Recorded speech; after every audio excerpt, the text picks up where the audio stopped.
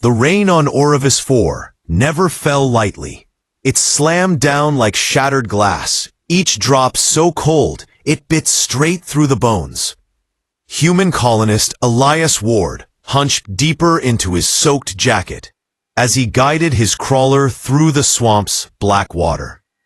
He wasn't supposed to be out this far. His settlement, Ridgepoint, was still expanding, and the council had declared the western marshlands off-limits. But Elias had never been good at following rules, and the distress signal he'd intercepted didn't give him much of a choice. At first, he assumed it was an old beacon caught in a feedback loop. The marsh was full of wreckage, ancient probes, lost survey drones, forgotten escape pods. But then the signal had stuttered, shifted, almost like someone had touched the transmitter with trembling hands. So Elias went, alone, rain pounding, wind howling, and that was how he found her. Not at the source of the signal, but half buried in the mud, curled around a cracked stasis capsule. She was small, maybe 16 in human years, but clearly not human. Her limbs were long, almost delicate. Her eyes were huge, reflective like liquid gold. Her skin, pale lavender and marked with faint glowing patterns, was blotched with cold. She had nothing. No gear, no tools, not even clothes. Only the shredded remnants of a stasis sheet clutched around herself for warmth. She didn't see him at first. She was staring at the sky like she didn't understand what rain was. Elias approached slowly. "Hey," he called, raising his hands to show he meant no harm. "Are you hurt?" The alien girl flinched so hard she slipped in the mud, scrambling backward until her back hit the dead capsule. Her lips moved, but her voice was barely a whisper of static. Don't come." Elias stopped. "Okay, I won't. But you're freezing, and that capsule isn't going to protect you." She kept staring, terrified, shivering so violently it looked painful. Elias saw it now, the faint blue on her fingertips, the way her glow patterns were dimming.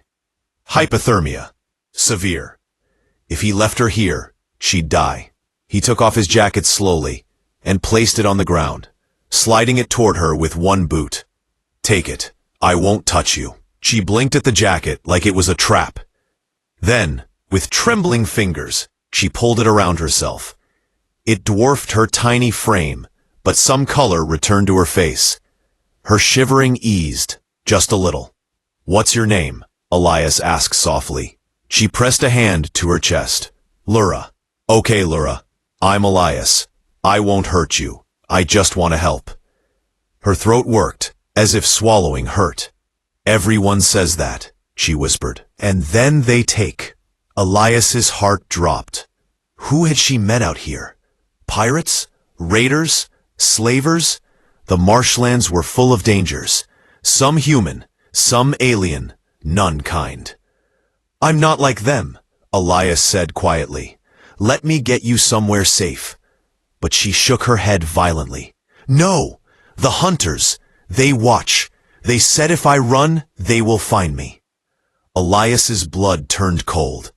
Raiders. Definitely raiders. He scanned the swamp's horizon. Nothing but rain and shadow. But that didn't mean they weren't watching. Lura looked like she was mustering the last of her strength when she said, "They crashed my pod. Said I owe debt. Said I should be useful or die." Her voice cracked on the last word. Elias made a decision. He crouched low, kept his voice steady.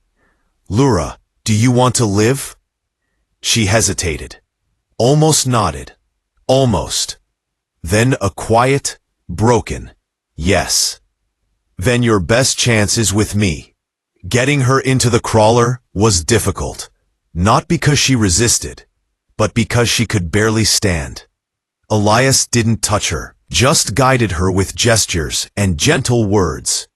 Once inside, she huddled in the passenger seat, wrapped in his jacket, like a timid animal waiting for a blow. As he started the engine, her glowing eyes tracked him anxiously. "You're safe," he said. She shook her head. "No one is safe from them." Elias didn't answer. He didn't want to lie. The raiders of Orivis 4 were real and vicious, and if they'd marked Lura as a runaway, this wasn't over. But first, she needed warmth, food, stability, hope. Ridgepoint wasn't built for visitors, especially not terrified, half-frozen alien girls who arrived with nothing but trauma. Elias took her straight to his personal cabin at the edge of the settlement. It wasn't much. Metal walls, a battered heater, a cot. But it was dry, warm, and safe. Lura stood near the doorway, clutching his jacket like armor. "You can stay there," Elias said, pointing gently to the cot. "No one will enter without my permission." She remained perfectly still. "Are you hungry?" he asked. She nodded once, hesitant. Elias prepared something bland, warm broth, easy to digest. When he set it in front of her, she stared at it, unsure. "You can eat," he said. After a moment, she tried a sip, then another. Within minutes she'd finished the bowl, hands shaking, not from fear, but hunger. "How long were you out there?" Elias asked. Lura curled inward. "Since the sons last slept twice. 2 days. 2 days in that freezing rain, alone, hunted, starving." "How did you escape?" he asked. "I didn't," she murmured. "They fought each other over who would take me. I ran while they screamed." Elias exhaled slowly. He'd seen this kind of cruelty before. Humans weren't always the heroes of HFY stories. Sometimes the monsters wore human faces. He didn't ask more. She'd said enough. "Listen," Elias said, pulling up a stool so he could sit at eye level. "I'm not going to force you to trust me. But I promise, I won't let anyone take you." Lura studied him for a long moment. Her eyes, they weren't human, but grief was identical in every species. She had lost everything. "Why?" she asked softly. "Why help someone who is nothing?" Elias didn't think. He answered from the heart. "No one is nothing." Her glow patterns flickered, faint but visible, like a candle fighting darkness.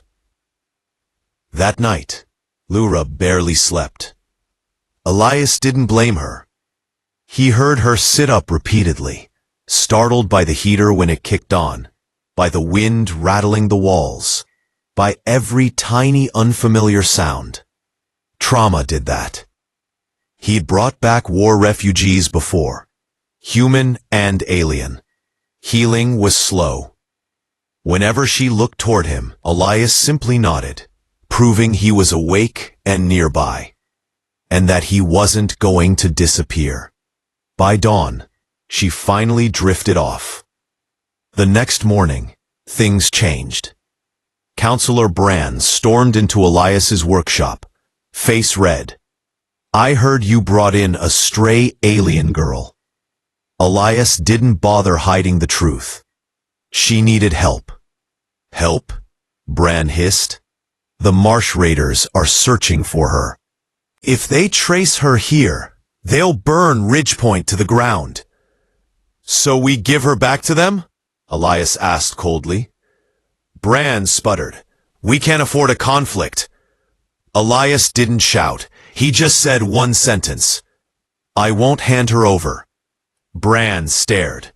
"Then you alone bear the consequences." Elias accepted that. He didn't tell Lura about the council's anger. She was already scared enough.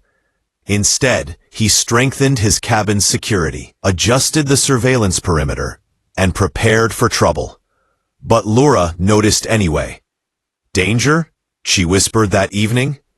Maybe, Elias admitted, but I'm ready for it. You shouldn't fight for me, she said. You owe me nothing. I don't need a reason to do the right thing, he replied. She looked away, breath trembling. In my world, people only protect you if they own you. That's not how it works here, Elias said gently. Not with me. Lura covered her face with her hands. For the first time since he'd found her, she cried. Not loud, not wild, just silent, shaking grief, finally allowed to escape. Elias did nothing except sit nearby, present, steady, safe. When she finally spoke, her voice broke. I miss home. He nodded. We'll find a way to get you back. She lifted her head. You would help me return? If that's what you want. Her glow brightened, just a little. Then, I trust you. The raiders arrived 3 days later.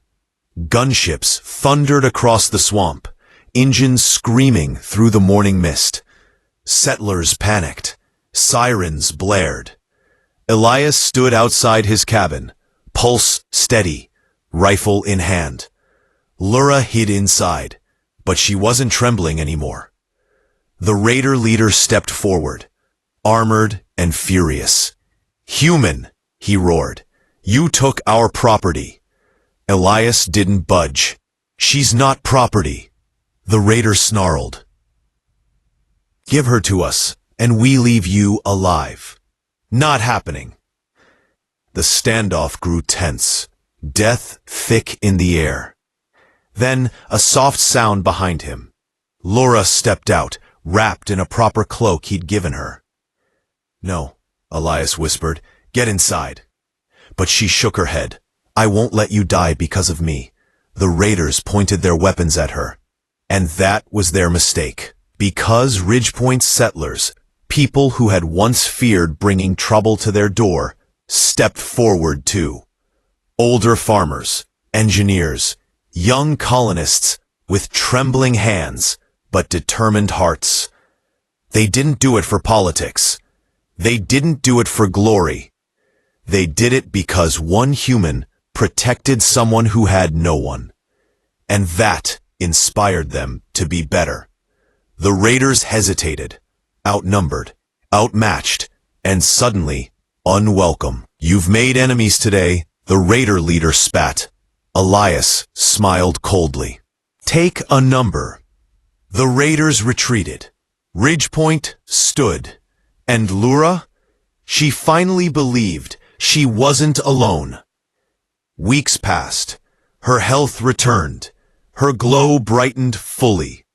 She learned to read human signs, to speak comfortably, to work machines with astonishing skill.